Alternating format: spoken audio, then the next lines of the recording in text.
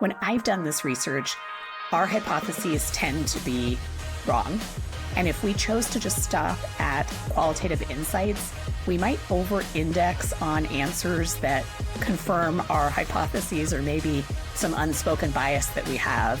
And I think that once you get to a statistically significant sample set, you have a more credible view of what your marketing and sales teams and product team are going to face when they try to sell your product to the wider market.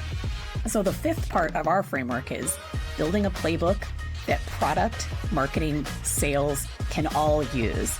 And this involves launching the new pricing and packaging because you'll be able to make insights about what the bundle should look like through this process.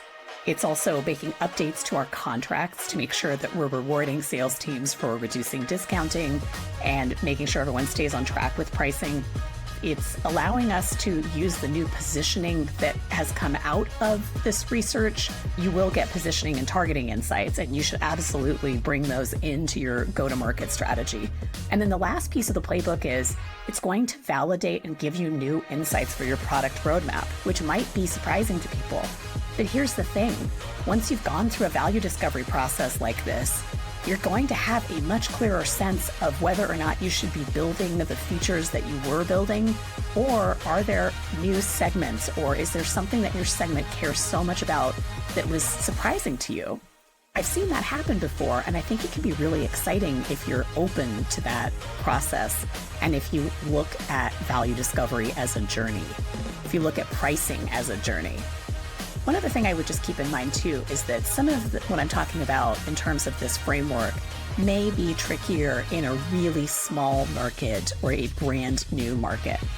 I think that's fine, and I think that research still pays off. I also think it's really important to go beyond traditional user research or product discovery research, which I find to be really focused on what we are building or doing or trying to solve. And I find that teams sometimes miss the bigger picture of value discovery and prioritization from the point of view of the customer. So if you go too deep on a single problem, what I think can happen is you might get valuable insights about the problem, but you're missing the larger conversation about trade-offs, and you're not getting a sense of, is this like a top 3 problem for my customer in the span of things that they care about in their life or in their work?